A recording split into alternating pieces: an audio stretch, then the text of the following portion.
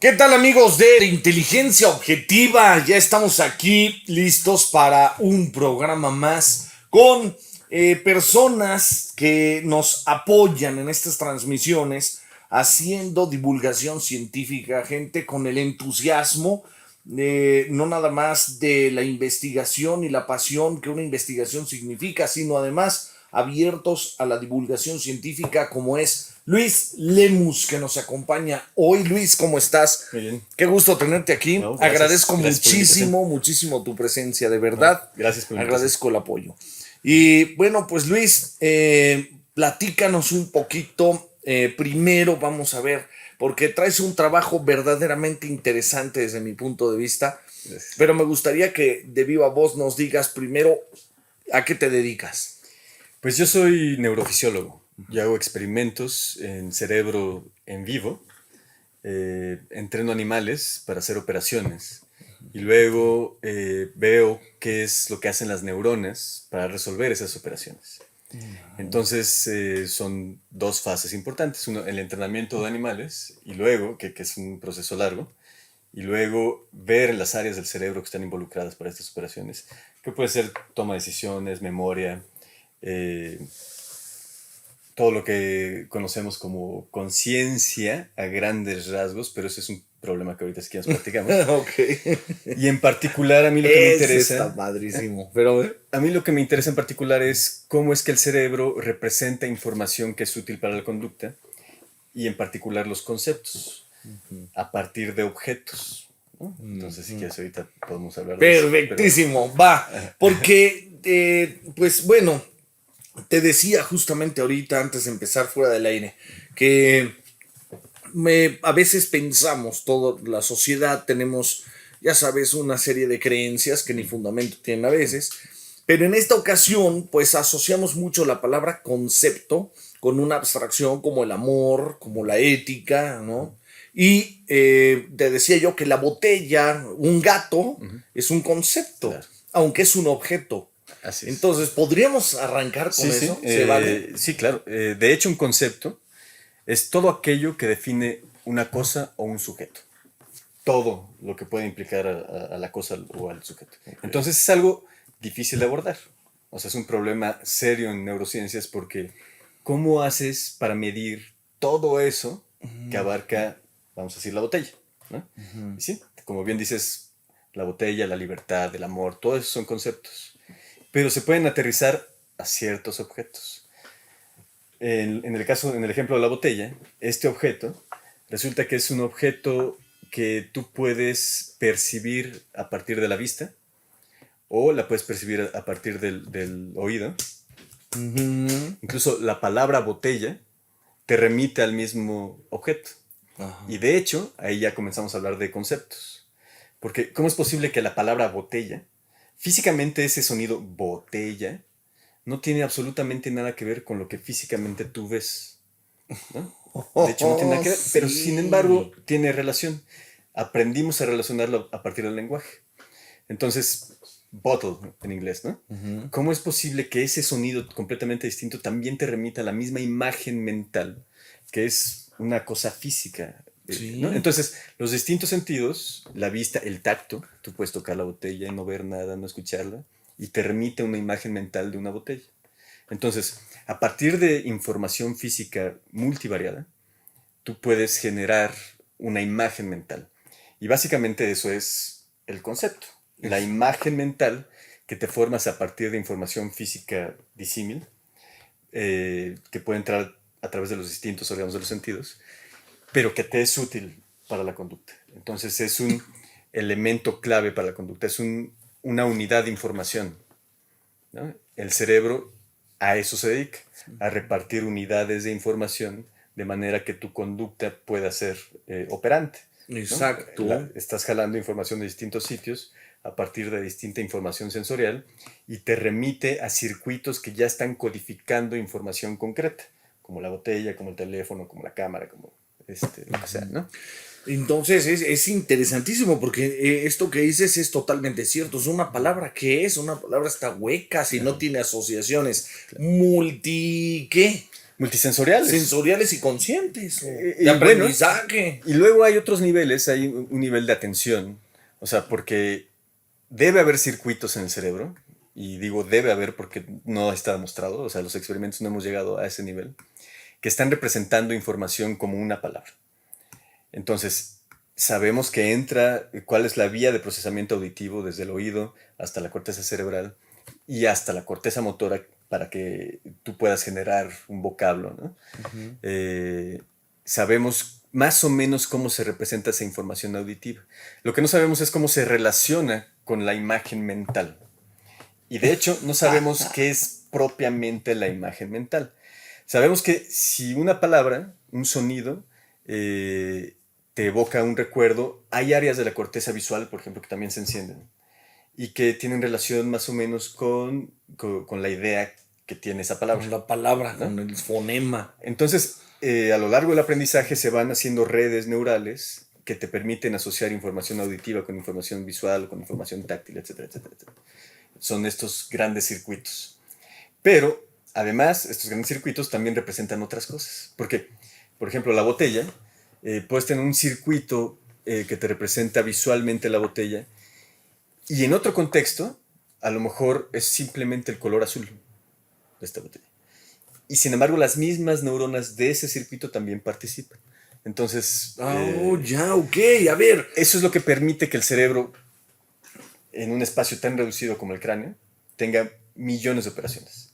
Porque utilizas las mismas neuronas para distintas cosas. Ok. Solo depende de qué manera están interconectadas las neuronas. De repente se facilita una conexión con un grupo de neuronas, luego con otro, etcétera, etcétera. Y se van cambiando las representaciones.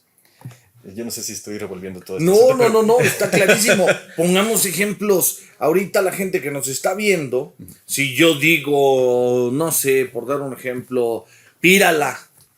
Ya, pírala, ¿qué? No me dice nada, no está asociado el sonido a un concepto.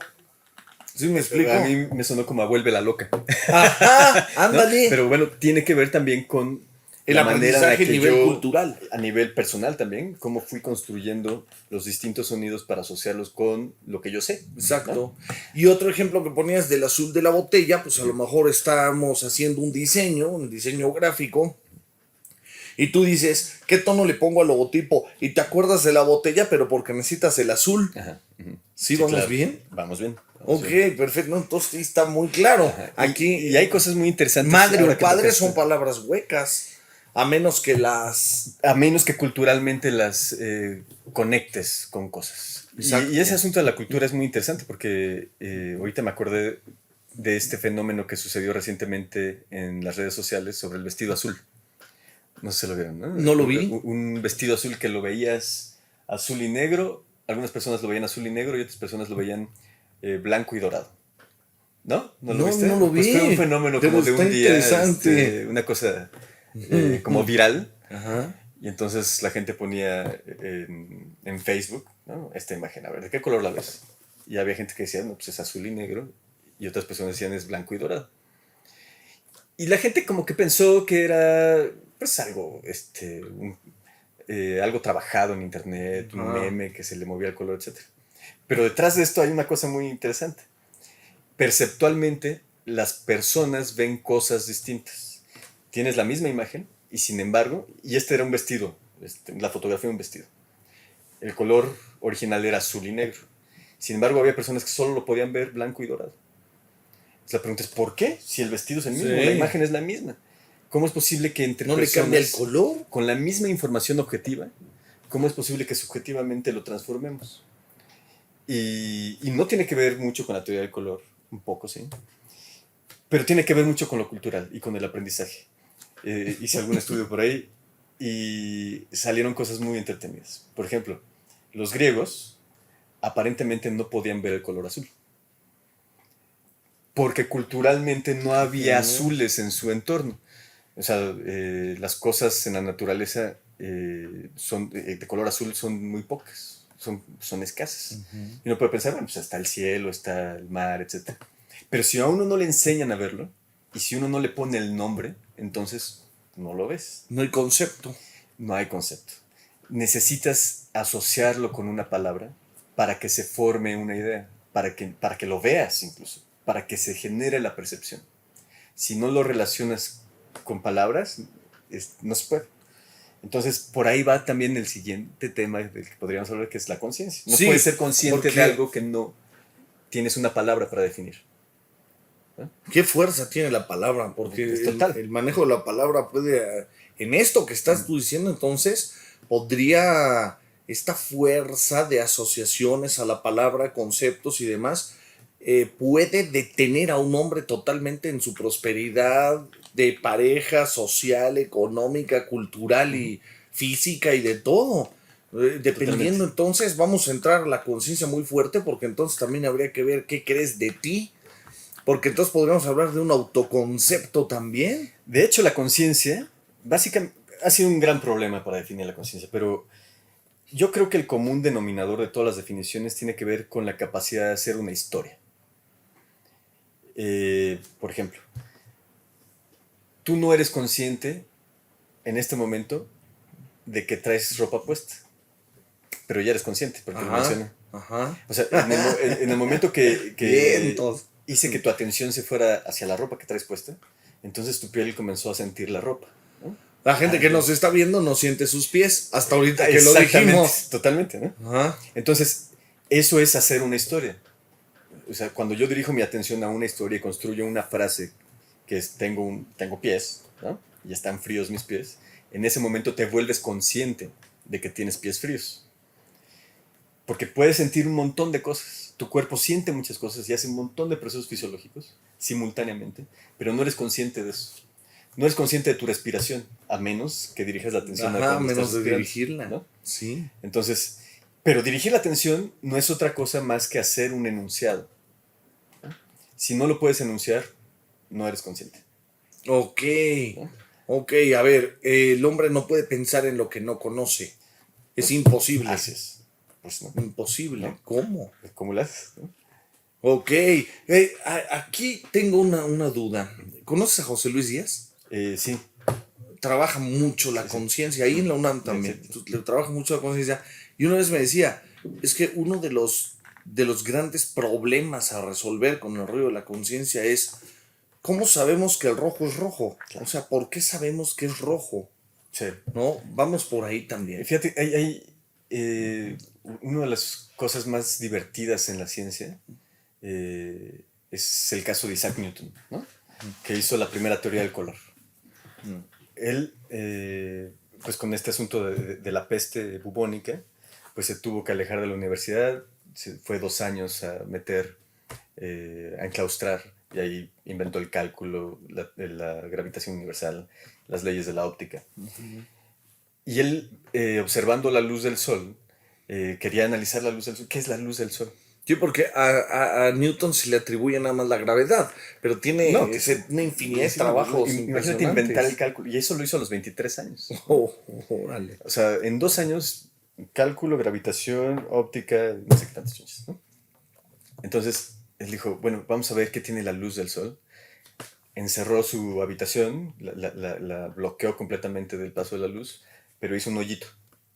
Y entonces, a través de ese hoyito, esperó que pasara la luz y consiguió un prisma que era, por cierto, un objeto difícil de conseguir, pero consiguió un prisma. Él ya sabía que el prisma era capaz de descomponer la luz. Entonces, solo quiso agarrar un rayo de sol. Entonces, ese rayito de sol pasó por el prisma y lo que sucedió es que, pues lo que ya sabemos, ¿no? Se descompone en los distintos colores. Pero su razonamiento fue el siguiente. Algo hace el prisma, algo le hace a la luz que lo ensucia o ensucia la luz de manera que ya salen distintos colores, está como bloqueando la luz de alguna manera. Algo tiene el prisma, ¿no? Y entonces el siguiente experimento que hizo fue poner un segundo prisma en la sección del azul. Este rayo azul que salió del arco iris, puso un segundo prisma. Y entonces, si su razonamiento era correcto, es que al azul le iba a ocurrir otra cosa. También se iba a ensuciar y se iba a descomponer la cosa. Y lo que pasó fue nada. Siguió azul. Continuó azul. Entonces él dijo, voilà. No está ensuciando el prisma la luz. Simplemente está dividiendo a la luz en sus componentes originales. Es decir, la luz está compuesta de todos los colores que conocemos. ¿no? Entonces, esa fue la primera cosa que la aproximó hacia los colores. ¡Wow! ¡Qué mente!, ¿no? Sí, Genio. un experimento sencillo. Y ahí se quedó la cosa, con que los colores eran producto de la naturaleza, era un fenómeno físico, pero de pronto llegó Goethe, el poeta alemán. Y un día, paseando por el campo, estaba viendo unas flores amarillas y estaba haciendo alguna poesía sobre las flores amarillas. Y de pronto voltea, y al voltear se queda en su cabeza la imagen de la flor morada. Vuelve a ver la flor y dice, no, es amarilla. Es amarilla. Pero voltea otra vez y morada, ¿no? Hubo un fenómeno en el cual se transformó el color amarillo en morado, que es el opuesto. Ajá. Y eso, lo que pienso es, esto no es el color amarillo de la flor, no puede ser. Es algo que está generando mi cabeza, porque pues soy yo el que está volteando. Entonces, el color está en mi mente, ¿no? Wow. Y es la segunda teoría del color. O sea, está la parte física, en efecto, pero está también la parte mental, ¿no? O sea, el cerebro le hace algo al color. El cerebro construye también de alguna manera el color. Y el último experimento muy interesante sobre esto es que en una tribu en Namibia les mostraron en una pantalla unos cuadritos de color verde y de repente en medio uno de ellos era de color azul. Y resulta que esta tribu en Namibia no tiene una palabra para el azul. O sea, no usan la palabra azul. Entonces les pidieron que señalaran dónde estaba el cuadrito diferente. Uno, o sea, que tiene esta instrucción cultural sobre el azul, pues lo ves de inmediato. Aquí está el azul y lo señalas. Pero ellos no podían ver el azul. No podían ver cuál era el distinto, ¿no? A ver, ahí me gustaría nada más aclarar algo. O sea, el cuadro azul sí lo ven, pero no lo perciben. No lo perciben. Exactamente. Es no un segundo nivel. Sí, es un segundo nivel. Es. No, qué fuerte, eso sí está. Sí. Sí pasa por los ojos, sí pasa, pero no lo percibes. Sí. Y de hecho hice un segundo experimento. Pusieron los mismos verdes, pero a uno de los verdes le cambiaron un poco la tonalidad de verde. Y entonces uno no lo ve. O sea, uno en esta cultura occidental sí, no ves el verde distinto. Le preguntaban, ¿cuál es el verde distinto? Ahí está. De inmediato. Sí. Y la cosa curiosa es que en el momento que ellos señalan el verde distinto, uno ya lo puede ver. Sí, sí. ¿Eh? Como el que va al polo, todo es blanco cuando llegas, pero los que viven ahí tienen 20 colores al blanco. 20 colores al blanco, exacto. Una gama impresionante, ¿no? Blancos, grises y le van cambiando. Son blancos, bueno. Pero te lo tienen que enseñar, lo tienes que aprender. Te tienen que decir, este es el color azul metálico. A ver si puedo dar un ejemplo un poco... si es absurdo, corrígeme, por favor. Pero a lo mejor la gente que nos está viendo en la televisión ahorita puede pensar que uno de esos días puede de repente entrar a un centro comercial. Entra al centro comercial al área de relojes. Va caminando por ahí y en las vitrinas probablemente exista un reloj ruso que no estamos acostumbrados a ver. La persona sí le pasa por los ojos, pero no lo ve. Pues ve todos los relojes y esa cosa que está estorbando ahí, tal vez esa, ¿no? Y no va a registrarlo. No lo registras, ¿sí? Entonces, ese es el punto. Y bueno, lo vemos con gente que está, que tiene instrucción en algún tema en particular, ¿no? Tal vez su tema son las plantas. Y entonces sale al campo y ve la planta, dicotiledonia, monocotiledonia, que el pino, que etcétera, etcétera. Sí. Pero uno sale y pues todos son plantas, ¿no? Pues sí, todos son flores. Así es un pino, ¿no? Ajá, exacto. Pero sí distinguimos un pino de una jacaranda. Con nuestros ojos, pero no lo puedes percibir a menos que tengas una palabra para definirlo. Exacto. ¿No? Ese es el fenómeno más interesante. ¡Wow! Entonces ahí es donde ya se crea el concepto.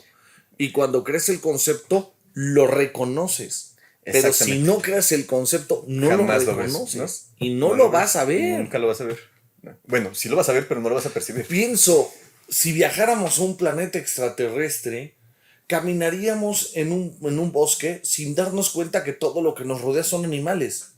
Puede ser, sí. Por dar un ejemplo, Claro, ¿no? sí, sí. Y hasta que alguien llegue y te dice, mira, es que es así, se mueve. Ah, Sí, sí, sí. ¿no? Sí, la gente que, bueno, más cercano ya en la Tierra, los que se dedican a las modas, es que tú te pusiste esa tela, ¿de qué hablas? O sea, pues tela, ¿no? Sí, O sea, sí. en efecto, tiene que ver la conciencia, la Ok, experiencia consciente ok. de un fenómeno con la capacidad que tienes para nombrarlo. O sea, la cultura aquí es fundamental. Totalmente, Ok, totalmente. bien. Entonces esto te habla también de una evidencia de que nuestra conciencia ha ido evolucionando a la par de la cultura.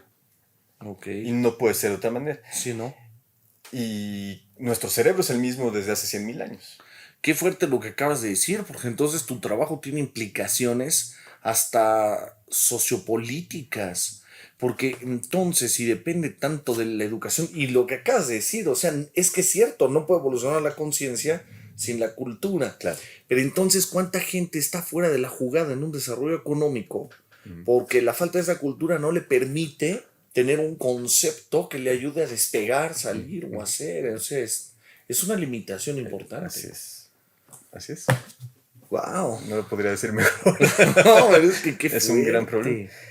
Y bueno, y por el otro lado está, ante la misma evidencia física, como somos sujetos distintos, a lo mejor tenemos la misma instrucción universitaria o primaria, lo que sea, y sin embargo lo vemos distinto.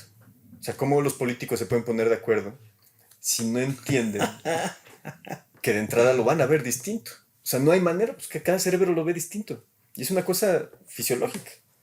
Entonces, solo a partir de entender eso, o sea, sí, no nos vamos a poner de acuerdo porque tú lo ves verde, yo lo veo azul. Okay. Pero ¿cómo le hacemos a partir de estas diferencias perceptuales para que la cosa funcione?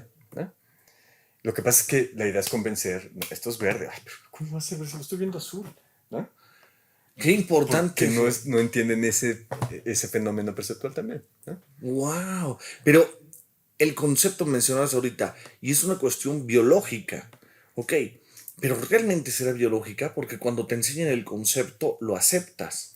Hay un sustrato biológico, evidentemente. O sea, está el cerebro que tenemos desde hace 100.000 años, que seguramente es el resultado de adaptación a las condiciones de hace 100.000 años en la sabana, en donde teníamos que buscar alimento, teníamos que distinguir colores de ciertos comestibles, en fin, las condiciones eran completamente distintas.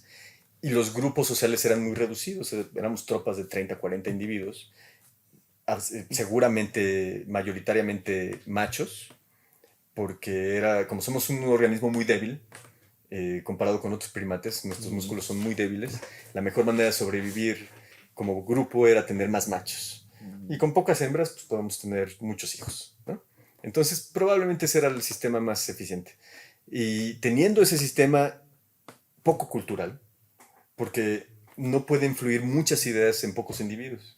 Y hay una retroalimentación ahí, pero es pobre, ¿no? No hay una riqueza, es la misma idea que es constante y constante y constante. Y se vio durante casi 100.000 años. Sí. Hasta que se hizo el sedentarismo, hasta que aparecen las primeras pequeñas ciudades-estado, donde de alguna manera se protege uno de los ataques de los leones, etcétera, etcétera, etcétera. El crecimiento poblacional se da y entonces la cultura emerge súbitamente. ¿No? Es un fenómeno de muchas mentes trabajando por un mismo problema.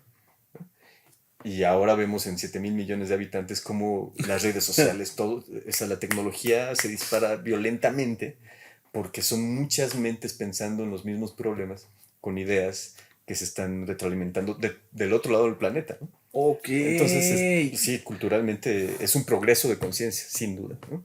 Entonces esto podemos atribuir esta expansión o este movimiento exponencial de desarrollo tecnológico.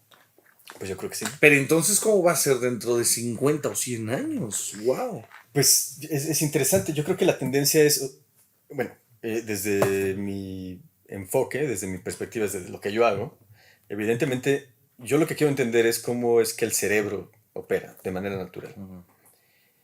Y eso te lleva a tratar de entender cuáles son las relaciones, la dinámica de información, cómo se está uniendo información para generar nuevas cosas a partir de lo que ya tienes.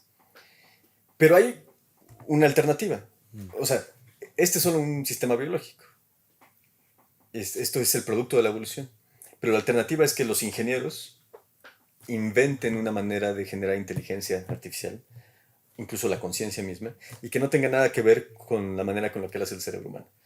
Porque podría uno tratar de replicar el cerebro humano, pero no necesariamente. De hecho, hay muchas alternativas para generar inteligencia, ¿no? Entonces, la inteligencia artificial se va a dar. Eso es un hecho, se está dando. Y va a llegar un momento en el que las computadoras van a ser mucho más inteligentes que nosotros, pero mucho más inteligentes que nosotros, y con experiencia consciente. A ver, Y, aclaremos eso. ¿Cómo con sí, experiencia consciente? O claro, sea, porque bueno, sí, capaces de autoaprender con la experiencia, pero buscando el mejor camino de... si regresamos a la idea de que la experiencia consciente es la capacidad de nombrar cosas, Ah, ok. ¿no? Y asociarlo con lo que está sucediendo en el entorno, entonces, si eso es la experiencia consciente, no es muy complicado que lo hagan las máquinas, ¿no? Si manejan pedazos de información que pueden unir y que pueden hacer historias con ello, pues eso es conciencia. Sí. Van a ser conscientes, se van a dar cuenta, van a unir información de toda la información que ellos manejan, pero a velocidades brutales que manejan las máquinas. Entonces, van a llegar a conclusiones muy complejas en fracciones de segundo que a nosotros nos llevaría una década o 100 años.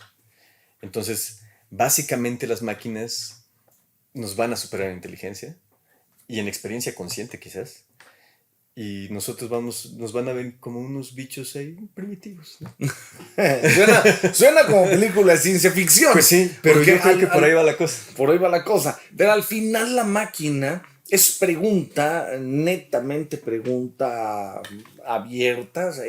Porque entonces al final la máquina, para tratar de asentar objetivamente esto sin que, y si es de otra manera, bueno, pero la máquina al final, no, ya no dependería de la programación del hombre. No, ya se autoprogramaría. Exacto. O sea, el hombre puede hacer hasta cierto límite, porque uno tiene cierta capacidad limitada, ¿no? O sea, ¿Cuál sería la diferencia con el humano?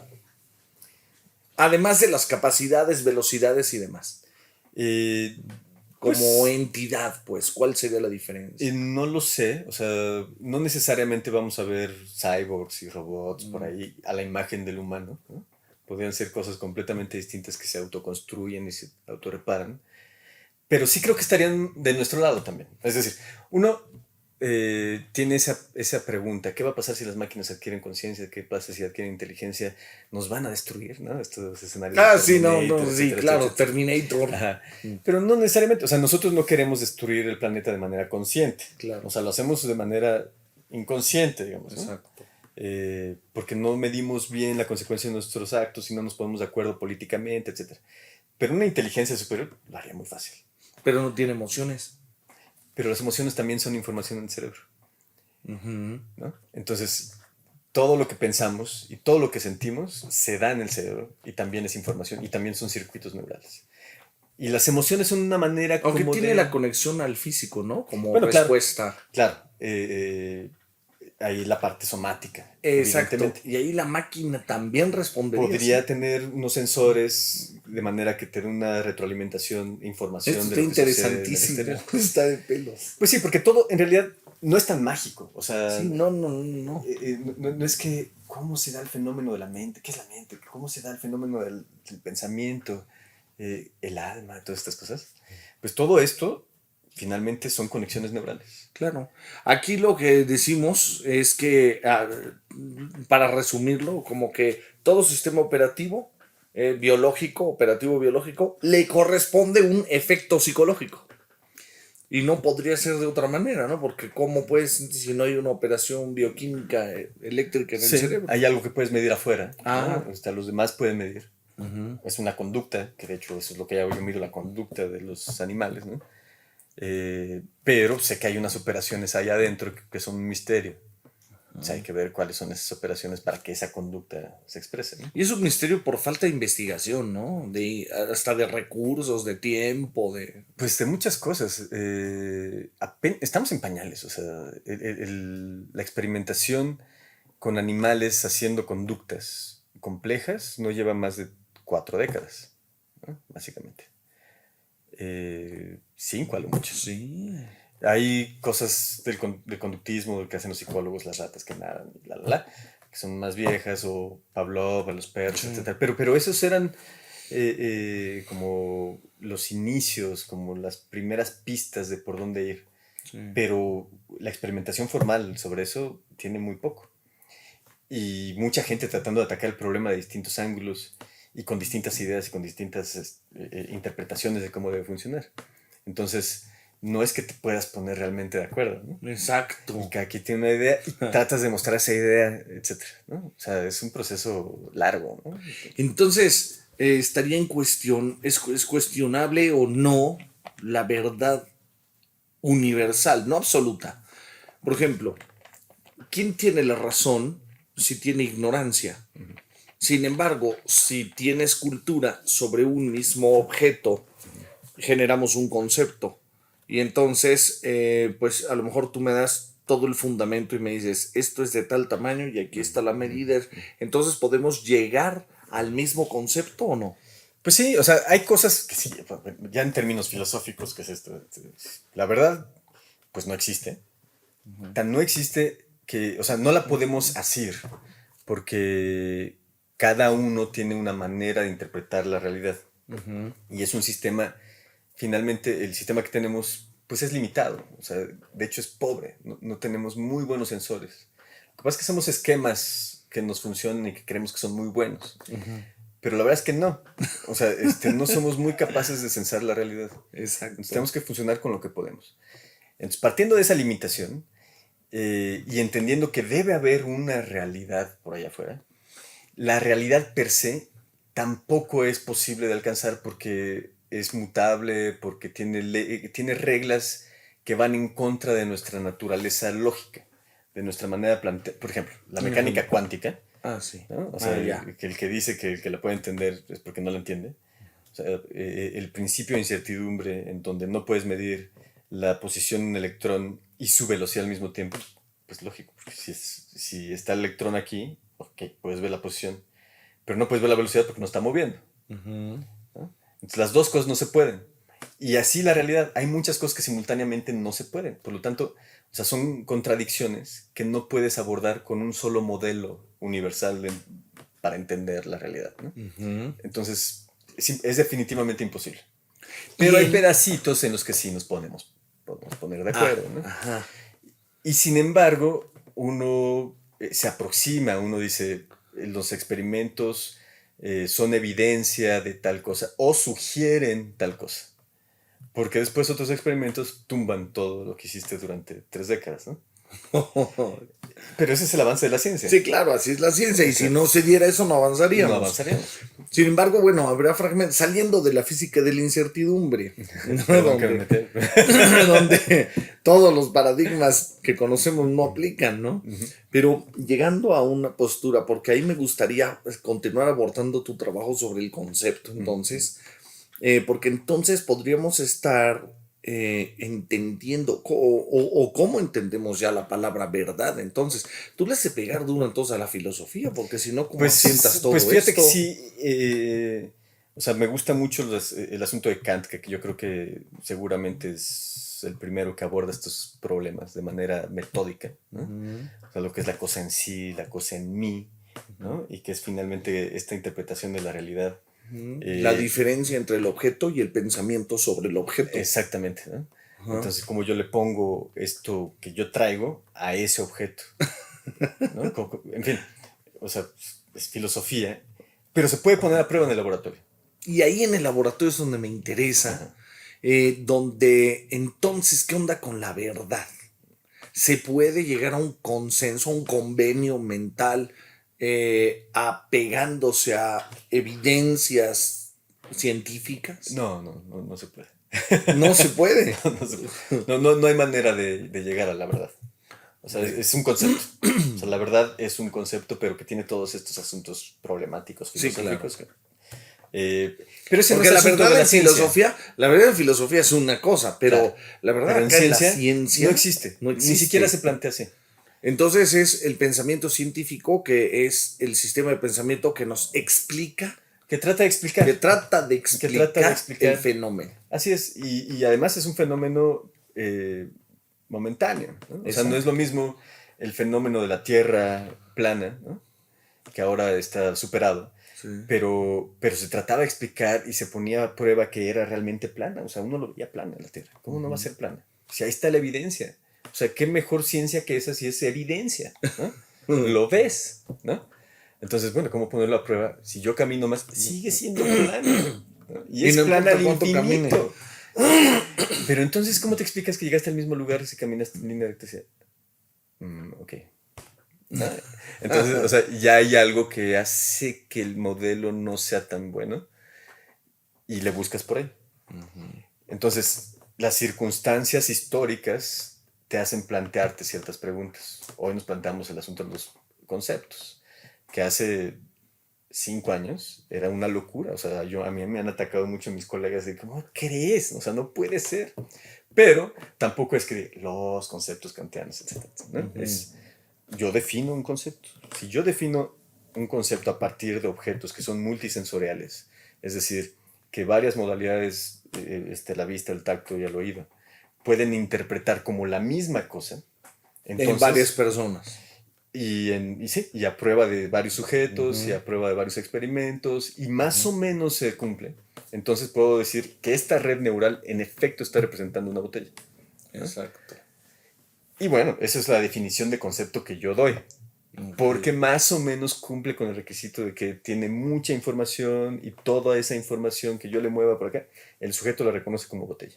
Ok. ¿No? Claro, o sea, es limitado porque uno va a decir, ¿y la libertad? A ver, ¿cómo mides la libertad? Sí. No se me ocurre un experimento para medir la libertad, ¿no? Ya iríamos a otros conceptos. Y que son conceptos ya más abstractos. Exactamente. Ahorita estamos en conceptos que pudiéramos llamarle, no sé, Tangibles, quizás, tangibles, ¿no? Concretos, sí. Ok. Medibles. Los otros deben ser medibles de alguna manera, ¿no? Son definiciones. Y como tal, creo que tiene mucho que ver con la palabra misma, ¿no? O sea, con los sitios donde se codifican las palabras y el significado de las palabras. Y cómo ese significado te remite a una imagen mental. Porque la libertad es, o sea, cuando uno habla de la libertad, no es que estés realmente pensando en todos los casos de libertad, del esclavismo, cuando yo puedo salir libremente a la calle, ¿no? O sea, uno no piensa en eso, uno usa la palabra y ya. Y te ayuda a llenar un enunciado por alguna razón, pero no estás realmente imaginándote cosas. Sí, ¿no? Es como la palabra en sí, dónde se enciende y a qué cosas se remite, a qué otras palabras se unen, ¿no? ¿Qué otro tipo de enunciado se une? Okay. Entonces estas abstracciones son complejas, o sea, no me he puesto a pensar profundamente en cómo abordar ese tipo de problemas. Y no es tu trabajo ahorita. Y ahorita no me interesa, ¿no? Claro. O sea, ahorita no me interesa. Pero bueno, es un problema interesante, sin duda, y que hay gente que en humanos hace experimentos con resonadores magnéticos y ven, cuando piensas en la libertad, cuando piensas en la esclavitud, ¿qué áreas se encienden?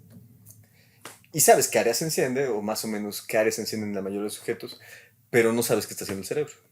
Exacto. ¿No? Es un problema de las Solo técnicas. sabes que se enciende. Ya, sabes que esas áreas participan, pero ¿qué hacen? ¿Quién sabe? Y bueno, pues entonces, ¿cómo va ahorita tu investigación? ¿Qué estás haciendo ahorita? ¿Hacia dónde va la tendencia? Sí, bueno, pues mi aproximación es primero tratar de entender un objeto y en particular me interesan mucho los objetos auditivos.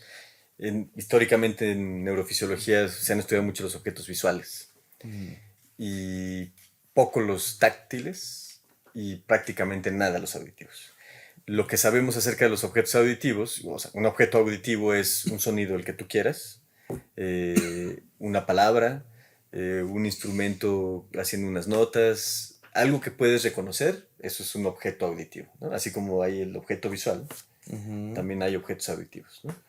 Esto otra vez es un objeto auditivo. Entonces tenemos muchos objetos auditivos. Claro. Si yo ahorita escucho un tronido de dedos, es un sin voltearlo auditivo. a ver, sé que es un tronido de dedos. Así es. Y eso se llama objeto auditivo. Así es. Okay. Dentro de un enunciado, de un discurso, tú puedes reconocer muchos objetos auditivos, muchas palabras. Si alguien está hablando en chino, no reconoces nada. Sí. ¿No? O sea, sabes que está... ¿no? pero no sabes si hay varios objetos auditivos, es uno solo, No los ¿no? puedes separar el No los cerebro. puedes separar. Entonces, aquí claramente debe haber un proceso de aprendizaje. Tú debes ser capaz de integrar información acústica, las frecuencias audibles, para formar este objeto auditivo con el cual vas a trabajar en tu vida, ¿no? Ajá. Pero el misterio es cómo le hace el cerebro para eso. Sabemos que el oído descompone los sonidos en frecuencias, en la cóclea, que es el órgano de la audición. Hay una membranita que vibra al ritmo de las frecuencias audibles y esas vibraciones se transmiten por todas las vías auditivas hasta llegar al cerebro y se representa en el cerebro, en la corteza auditiva primaria, la primera instancia cortical de la audición. Ahí están las frecuencias, bandas de frecuencias de todos los sonidos. Entonces, están descompuestos los sonidos, en realidad. La pregunta es, ¿por qué primero los descompone? Y luego, ¿cómo los recomponemos en algo que podamos entender? Bueno, pues eso no lo sabemos. Okay. Sabemos que hay algunas conexiones, cómo se conectan algunas áreas del cerebro para trasladar información auditiva hasta sitios donde francamente una sola neurona es capaz de reconocer un objeto completo. Una neurona. Una sola neurona modula su actividad en función de una palabra compleja, ¿no? Okay. Y no de otras palabras, solo de una en particular. Entonces eso te dice que esta neurona es parte de un circuito de reconocimiento de ese objeto auditivo en particular. Pero ¿cómo se hace? Después de que se descompuso, ¿cómo se recompone? O sea, sabemos que se descompuso. Sí. A ver, dices bien que está muy estudiado lo de la vista. A ver si puedo poner un ejemplo ahí. En la vista, el rostro de una persona se descompone en pedazos geométricos, líneas, textura, color, tamaño, en fin, y se descompone. No hay Sí. una... En la memoria no está compuesta la imagen. No. Pero cuando recuerdas la cara de tu tía, como que se integran, Sí. no en un centro, sino en distintos. Ajá. Gira todas las neuronas, digamos, así al mismo tiempo, y se integra la imagen. Sí.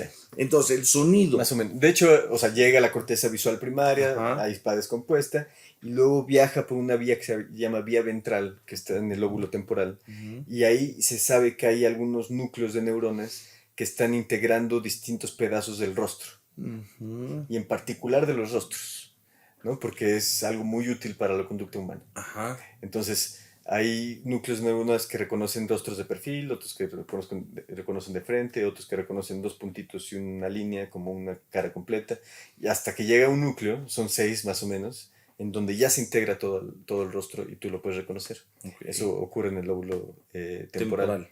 Y también, de la misma manera, sucede con otros objetos que no son rostros, con cosas artificiales, con cosas naturales, animales, etcétera, etcétera, etcétera. Okay.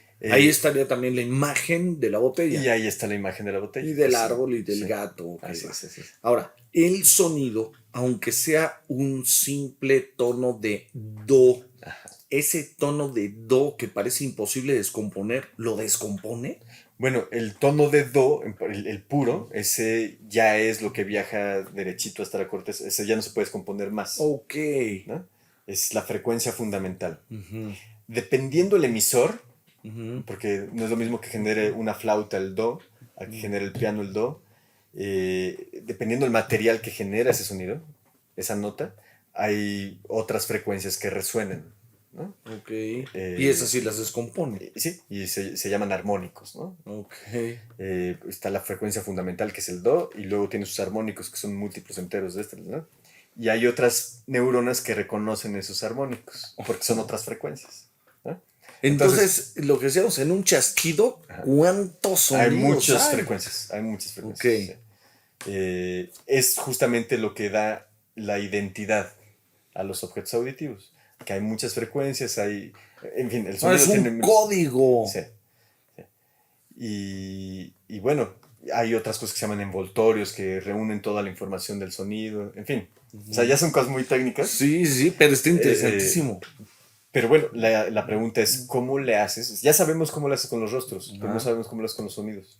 Y entendemos ya hoy hasta dónde los descompone. Ajá. Pero luego... No cómo los integra. No cómo los integra. No sabemos nada. Y esa es una de las líneas de investigación de mi laboratorio. Wow. ¿Cómo le haces? Porque si logras entender cuál es el objeto auditivo y ya sabemos cuál es el objeto visual. Entonces, y sabemos que hay áreas donde reúnen información visual y auditiva.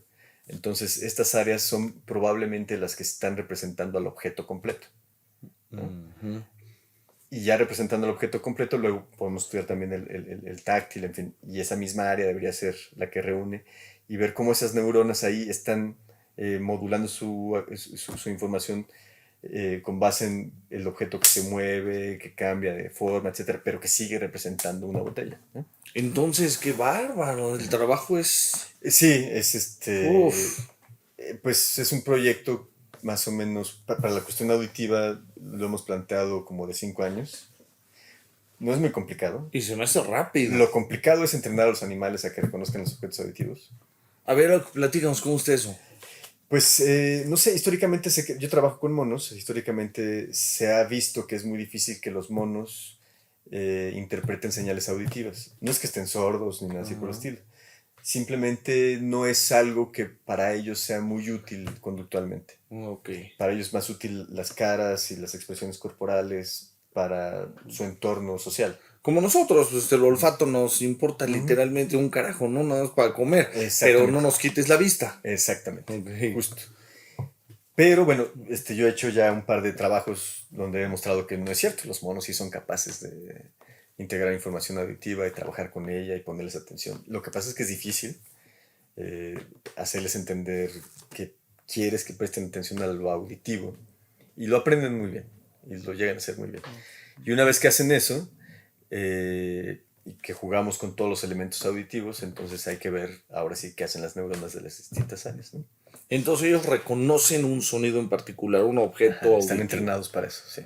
O el que tú le pongas. Pueden ser sonidos que nunca han escuchado, pero tú le dices, pon atención a este sonido, y luego vienen muchos sonidos y encuentra, es como el juego de memoria, ¿no? Ajá. O sea, está este sonido y encuentra dónde está el que se le parece, ¿no? Ok. El que es idéntico. Haciendo eso, nosotros sabemos que los animales están poniendo atención al que le pides Ujú. y sabemos que lo guardan en la memoria, entonces podemos estudiar la memoria de ese sonido y sabemos y podemos estudiar dónde se está integrando esa información porque están atendiendo directamente al sonido. No pasa solamente por el cerebro, como lo que habíamos discutido de lo que ves, pero no percibes. Sí. Requerimos que los monos perciban el sonido. Si Ok. no, no lo puedes estudiar como un objeto, Ok. ¿no? Entonces, esa es la gran diferencia. Tienen que ser monos activos realizando operaciones. No lo podemos hacer con humanos porque necesitamos saber cuáles son las neuronas exactamente que están participando en esto. Y para eso hay que meter electrodos. Sí.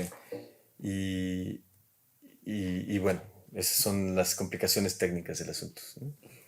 Pero bueno, esta es parte del proyecto auditivo. Luego tenemos proyectos ya multisensoriales, en donde les pedimos a los monos que comparen lo visual con lo auditivo y que digan que es lo mismo, que es básicamente lo que hacemos con el lenguaje. Tú arbitrariamente le asignas la palabra micrófono a ese objeto visual. Pero lo pudiste poner microphone, ¿no? Arbitrariamente. Mesa, table, no suena como a mesa, ¿no? Es arbitrario. Sí. Entonces, Sí, de al esa misma micrófono le manera, pudimos llamar, no sé, botella. ándale, exactamente. Claro. Entonces, así de arbitrario les enseñamos a los monos que esto suena así. Ok. Y de hecho, un circulito suena como pip y un triangulito suena pop, ¿no? Ah, ok. Es el lenguaje Sí. que les estamos dando. Y ya que tienen eso, entonces vemos cómo es que hacen estas asociaciones intermodales, ¿no? Entre modalidades sensoriales. Oye, en la integración del sonido no tendrá que ver el área Berninsky, la que hace el lenguaje. Tienen esa área, Wernicke, Wernicke. que en humanos está la información semántica. En los monos es un área más o menos pobre. No se ha estudiado muy bien, pero probablemente también tiene información semántica. Está más o menos en el mismo lugar y se sabe que hay información auditiva. Se le llama el paracinturón auditivo, ¿no? Ujú. Pero no se ha estudiado. No se ha estudiado. Es que estamos en pañales. Sí, sí, en En pañales. pañales. ¿Por qué? Debería de haber un ejército de gente como tú Pues trabajando todo el lo hay, tiempo. pero con intereses distintos, ¿no? Exacto. Y en neurociencias hay una infinidad de temas que a la gente le interesa, ¿no? Sí, pero por ejemplo, si tú dirigieras, no sé cuánta gente es en tu laboratorio, pero si dirigieras a 50 personas, cada una con un mono y todos haciendo una función distinta, pues, ¿en cuánto tiempo acabas? 20 años tenemos unas respuestas contundentes. Contundentes, ¿no? Pero no, tenemos que ir de paso a pasito. No hay recursos, no hay, exacto, no hay ese recursos. tipo de...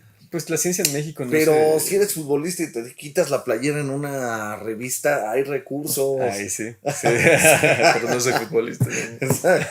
No. Y si me quito la playera, me quitan los recursos. Sí, exacto, sí. Qué grueso, ¿no? Cómo falta... Pues son prioridades nacionales, ¿no? Exacto. ¿Qué es lo que interesa? Mucha gente verá que es ocioso esto de estar estudiando a los monos y el cerebro, cómo funciona. Pues sí, nada más que la ciencia básica es la que nos ha sacado adelante en todas las situaciones de la vida. Pues está esa parte aplicada, ¿no? Sí. Y se entiende poco la parte de ciencia básica. O sea, solo entender por entender. Exacto. O sea, pero ¿por qué? Como estamos en los niveles de pobreza en el país, ¿por qué solo quieres entender? Porque si no entendemos, ¿cómo le hacemos después, no? Exacto. O sea, es el primer paso. Mira, fíjate qué implicaciones tan importantes. Esto que acabas de platicarnos hoy, del el concepto, gracias a este tipo de entendimientos profundos, se podrían, llevándolo ya a la aplicación, a programas de desarrollo de conciencia en ciertos sentidos, donde el individuo vea que puede generar recursos, levantarse, no sé, ¿no? Sí, o sea, la verdad es que yo no me imagino cuáles son las aplicaciones posibles de una investigación básica. Me puedo imaginar las que a mí me interesen, no sé. Sí, claro. Robots, brazos, ¿cómo se dice? Te amputan el brazo y te ponen un brazo mecánico. Prótesis que se muevan. ¿no? En fin, cosas quizás médicas. Sí. Ya como programas de autoconciencia, esto, pues ahí sí ya no me meto porque no podemos ni siquiera definir lo que es la conciencia. Pero también es una historia. O sea, sí, es una historia. Es una historia de quién soy yo. Sí. Yo no tengo conciencia de mí mismo hasta que diga, a ver, ¿quién soy yo? Ah, sí, soy alguien que... Pero puedes cuestionar a una persona, ¿no? Cuando le dices, a ver, pero ¿por qué no vas a poder? Entonces le haces ver que lo que le está deteniendo es que no lo conocía, ¿no? Bueno, sí, no sé. Le haces creer el concepto y lo despegas. Sí, yo aplicaciones, creo que... La gente se va a imaginar muchas aplicaciones. Exacto, miles. Eso, es como en el internet, ¿no? Alguien pone una idea por ahí y eso quién sabe dónde va a acabar, ¿no? Sí. Qué bien. Pero bueno. Caramba, pues Luis, el tiempo vuela aquí siempre se nos acaba rapidísimo, ya se fue la hora, pero qué interesante trabajo y ahorita entonces dices que en un futuro, ya para no quitar más tiempo, pero hacia un futuro, dices que este trabajo pudiera estarse inclinando a la búsqueda de la conciencia. Claro, porque si yo le puedo enseñar a un mono un concepto, vamos a decir, el rojo, el cuadro y el círculo, yo puedo hacer enunciados con eso. Y si la definición de conciencia era un enunciado, algo en lo que estás atendiendo, una historia que estás atendiendo, la pregunta es si la historia de rojo, círculo, grande, es exactamente la misma historia que grande, círculo, verde. Pues los monos te van a decir, no. La única manera de lograrlo es tener dos historias corriendo en su cabeza, ¿no? Y eso son el rudimento de la conciencia. Es lenguaje, ya entendiendo cómo se representan los objetos. Son reconocimientos cerebrales. Sí. Y enunciados, o sea, puestos en con una sintaxis, etcétera, ¿no? De manera que pues es lo mismo que nosotros hacemos cuando hablamos.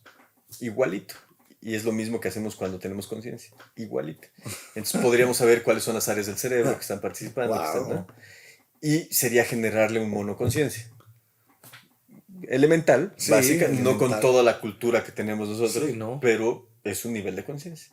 Porque los animales tienen su nivel de conciencia, claro. Solo hay que organizarla y hay que estudiarla metódicamente, ¿no? Ese es el único asunto que nos compete, ¿no? Como investigadores. Sí, pues un ser humano, déjalo en la selva como la historia de Tarzán, y no es su cerebro, le faltó educación y orden, enunciados, conciencia. Así es. Entonces, y de hecho no pueden alguien que no habla, y se ha visto que la gente que nace sorda y que no tiene una educación, etcétera, para formar palabras, para formar elementos, para estructurar su pensamiento, no tienen conciencia. Exacto. No logran ver cosas, no logran hacer imágenes mentales, no logran hacer historias de sí mismos, no pueden pensar en el pasado ni en el futuro. Están en el presente, exclusivamente. Sí, tiene que Como ser. parece que el resto de los animales así sucede más o menos. Sí. Quizás, no sé si los elefantes, los chimpancés, los delfines, estos que tienen unas cortesotas cerebrales, sí sean capaces de generar historias en tiempos, ¿no? Habría que demostrar, nadie lo ha demostrado. Pero bueno, lo que sí sabemos es que nosotros somos una experiencia casi única en cuanto a la conciencia, ¿no? Pero se puede experimentar, yo creo, y se puede replicar y se puede generar rudimentos de conciencia que nos permita entender cuál es nuestro fenómeno consciente, ¿no? Exacto. Esa es la Interesante. idea. Entonces, para cerrar por hoy, una botella, entonces, ya con lo que estás tú diciendo de hacer los enunciados, ahora sí, un color, una figura, un sonido y demás. Entonces, una simple botella, que a partir de hoy ya no le voy a poder decir simple botella, sino voy a tener que decir Botella de agua simple le puedes decir. pues sí, por ejemplo. Pero entonces es complejísimo todo lo que encierra el concepto ya botella. Sí. Es el sonido, el material, qué se hace cuando está vacía, Todo lo que te llena, pueda definir una botella, porque además no es solo esta botella, hay muchos tipos de botellas. todo hay lo muchas que cosas conecte con la botella. Exactamente. Debe haber un circuito elemental al que se conecta información de distintos sitios y que te remita a esto que es una botella, ¿no? Y entonces habrá quien tiene un 10% de conciencia en enunciados y demás sobre la botella, y habrá que tenga un 100%. El fabricante tiene más conciencia de la botella que tú y yo. Sí, fíjate que me llamó ahorita la atención lo que pones, lo del 10%. Este mito que se utiliza mucho, que usamos el 10% de nuestro cerebro, Ah, sí, no. que quién sabe dónde salió, pues no es cierto, ¿no? O sea, pero eso que dices sí. O sea, En sí conciencia, sí. En enunciados. Sí, en conocimiento, sí. Ajá. O sea, yo me atrevería a decir de una manera casi fascistoide, Sí. que me disculpe el público, ¿no? Sí. Que el que más conocimiento tiene una experiencia consciente superior. Sí. Es capaz de ver más cosas, imaginar más cosas, de entender más cosas. Y eso tal vez lo da la lectura, el estudio, en fin, el número de palabras que manejas y que con significado y que utilizas. Eso definitivamente te tiene que poner en una situación de ver cosas que los demás no ven. Exacto. ¿No? Y que también habría que separarlo entonces de la inteligencia, porque habrá gente, te lo platico porque entre cuates, ¿no? Entre cuates, conocemos una persona exageradamente culta, pero que su vida es una verdadera muestra de cómo solo ha acumulado datos, pero no hay una... integración con su vida social. Exacto. Entonces le decimos de chiste que es un burro cargado de libros. ¿No? Entonces también tenemos que ver si realmente nada más la cultura genera a la conciencia. Una cosa es tener datos y otra cosa es hacer sentido de los datos. Ajá, los enunciados que decías. Claro. Por eso me llamó la atención. Y que te permita ver cosas. O sea, si yo reúno estos elementos con estos elementos, voilà, inventé la computadora, ¿no? Exacto. Como ha sucedido, ¿no? Exacto. Y es el estado del arte te da, ¿no? En cada situación histórica, te da muchos elementos como para construir algo nuevo. ¿Cómo? Pero no todo el mundo lo ve. No, ¿no? Ahí estaría. O uno o dos personas lo ven simultáneamente, como Leibniz y Newton inventaron el cálculo al mismo tiempo. Sí. En situaciones distintas. Sí. ¿No? O Darwin y Wallace. Exactamente. Son los dos ejemplos. Que a Darwin lo presionó aquel porque iba a sacarlo primero. Pero los dos lo vieron porque el conocimiento histórico ahí estaba. Sí. Solo había que integrarlo, ¿no? Entonces, pues sí, tenemos muchos datos, mucha información. La pregunta es, ¿cómo lo vamos a integrar? ¿Quién lo va a integrar? ¿Qué va a salir luego? ¿No? Una vez en una de las investigaciones alguien decía que inteligencia es esa capacidad de atar lo que en apariencia no tiene nada que ver entre sí. Sí, está bueno. Pero para eso, ahora con lo que tú estás diciendo, esa capacidad de atar, sí, pero no cosas, sino enunciados. Claro. Sí, pero ya que tienes el enunciado, lo puedes transformar en cosas. Claro. Otra vez va a dar para el regreso. Claro. Qué interesante, ¿eh? Está bueno. padre. Bien. Luis, muchísimas gracias, bueno, Muchas gracias. Ojalá no sea la placer. última vez. Ojalá nos acompañes con aquí. gusto, claro que sí. Estas charlas, pues nos ponen a reflexionar bastante. Siempre son interesantes, ¿no? Son Y además esa bonita disposición que tienes de hacer divulgación también científica de tu trabajo y ponernos a reflexionar está bonito. Gracias. No, muchas gracias. Bien. Gracias. Bueno, pues yo me despido de todos ustedes.